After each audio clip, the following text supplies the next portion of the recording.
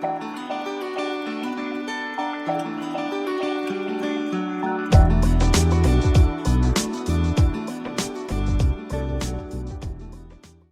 most central premise of the civil rights vision all around the world, I believe, is that statistical disparities in incomes or occupations or education are moral injustices caused by society. That is, these statistical disparities show that, in many people's opinion, that women are discriminated against because while women are 50% of the population, they are X percent of some job.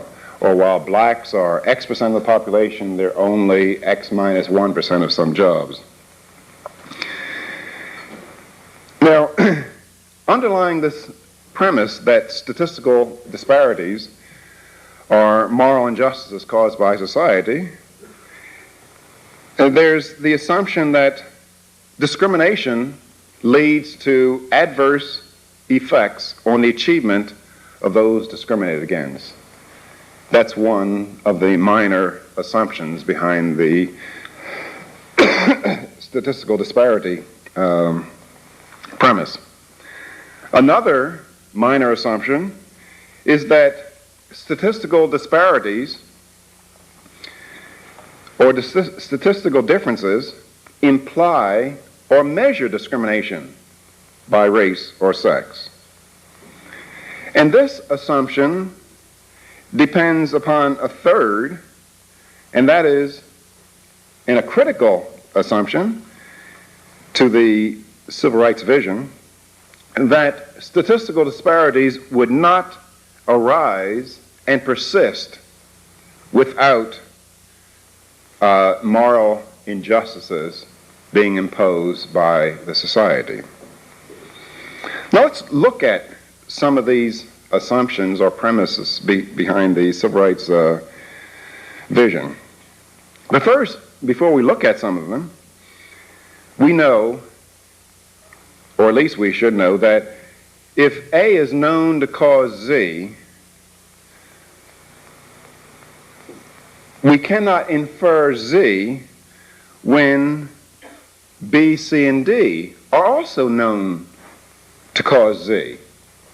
That is, we know that smoking, for example, is a cause of cancer.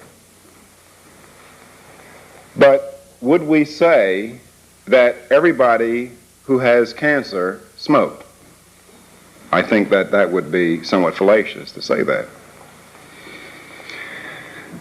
So when we see disparities or differences between statistical differences, we know that discrimination may cause those differences, but we cannot say that when we find a difference that it was caused by discrimination. Let me look at some things, or let me just throw out some observations of statistical disparities, and I would like for you to think whether they were caused by discrimination. First, 50% of Mexican Americans marry in their teens, while only 10% of Japanese do so. Now, that is indeed a statistical disparity. But, matter of fact, Japanese, they wait until the median age for Japanese marrying is somewhere around 30, 31 years old. Now, given that statistical disparity, and I don't know whether anybody can say that it's caused by discrimination, but it can lead to some other observed differences. That is, there are surely different income implications from one marrying when he's 30 than one marrying when he's a teenager. There are different income implications both for that individual and for his children. Let me throw out another one. In the United States, 75% of all professional basketball players are black, and the highest paid ones are black. Now, surely that is a statistical disparity. That is, blacks are not 75% of the United States population. They are 12% of the United States population, but 75% of basketball players. Can one say that that's caused by discrimination? Or can one say that black basketball players are involved in some kind of conspiracy against white basketball players? Not to mention Japanese basketball players and women basketball players. In baseball, 3 out of the 5 highest home run hitters were black. The 10 highest slugging averages in a season, 7 were German Americans. The 5 times that more than 100 bases were stolen in the season, all of them were by blacks. You could go on and on. You could look at other differences between people in the United States and perhaps around the world. Look at age differences. In the United States, the median age of all Americans is 30 years old. The median age of Russian Orthodox Jews is 45 years old. Polish Americans, 40 years old. Japanese Americans, 34 years old. Black Americans, 22 years old. Mexican Americans, 16 years old, the median age. For those of you who have forgotten your statistics, median is half above and half below. Now, can one trace those age differences, those rather fantastic age differences, to racial discrimination? They're statistical differences. Would one expect that all ages should be the same? Now, furthermore, there are also other socioeconomic implications of these differences. That is, if you compare one group, most of whose members are teenagers, against another group, most of whose members are mid-career adults, would you be surprised to find significant differences in income at the median? You shouldn't be surprised at all, because you're comparing teenagers with mid-career adults many times. So the fact that there are significant income differences at the median for many Americans, a lot of people say that this is racial discrimination. But a lot of it represents things other than race. It represents age, at least in that case. What about females? You hear in the United States there's this 59% cliche. That is, they say that as evidence of sex discrimination against women, we have this number. That is, women make 59 cents over male on the male dollar. And they say, and the assumption is that women are equally productive to men, but yet they only make 59 cents on the male dollar. Well, first of all, if you were to accept that, it would require that you believe something incredible. That is, here we have 59 cents. Okay, turn on my, okay.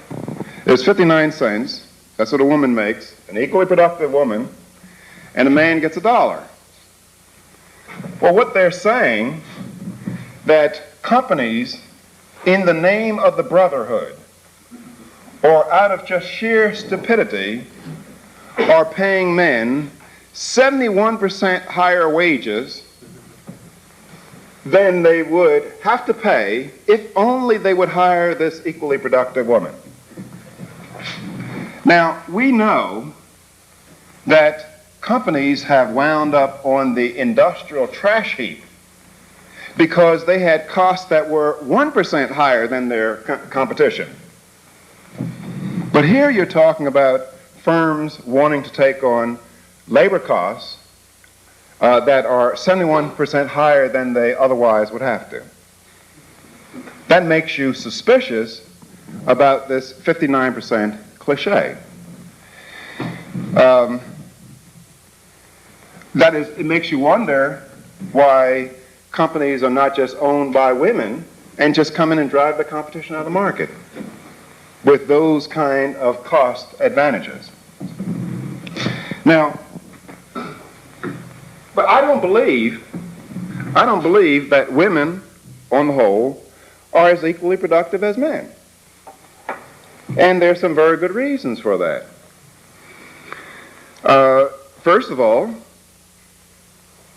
women have babies and men don't. And women nurture babies and men don't. So what it means is that women are, to a great degree, are tourists in the labor market, in and out of the labor market. So when you come up with a median statistic, it's going to reflect this.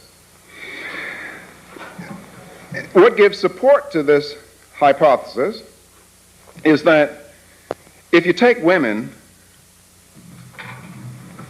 if you take women who have been continuously active in the labor force from high school graduation, from 18 to age 37, the median income of this group of women is slightly higher than men of the same description.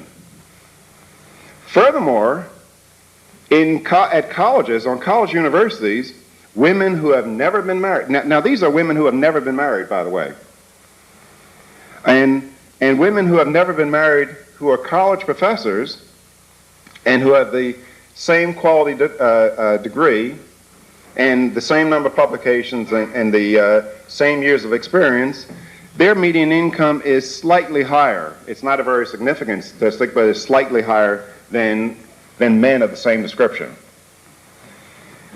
Now, furthermore, a very interesting thing to put beside the 59% cliche is that men who are never married, their income is 61% of married men.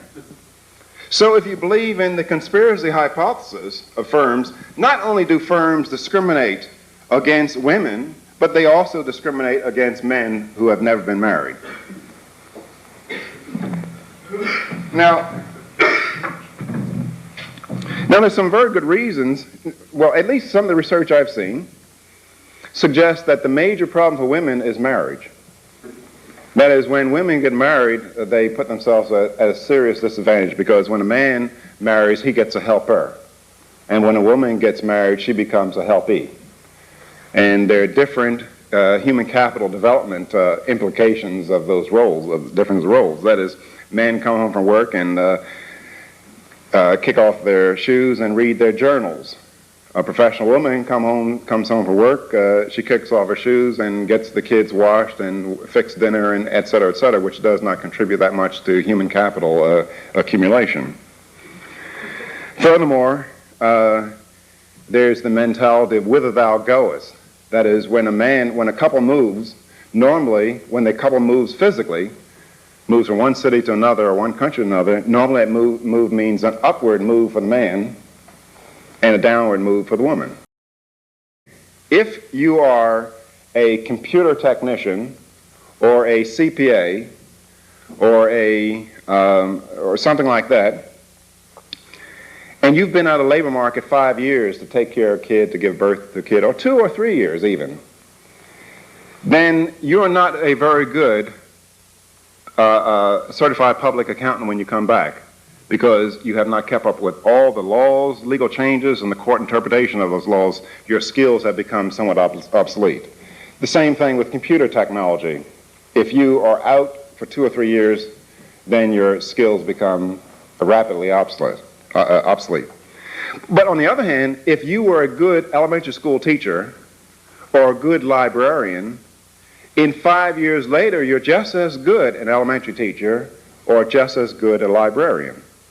So there's not much obsolescence of those skills.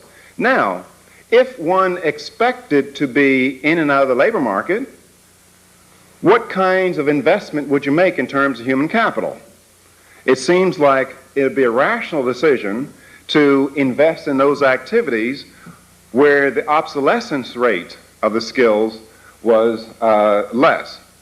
And so you find people rationally making choices that are consistent with their expected lifetime patterns, but it turns out that the wages in those fields are considerably lower than the wages in some other fields.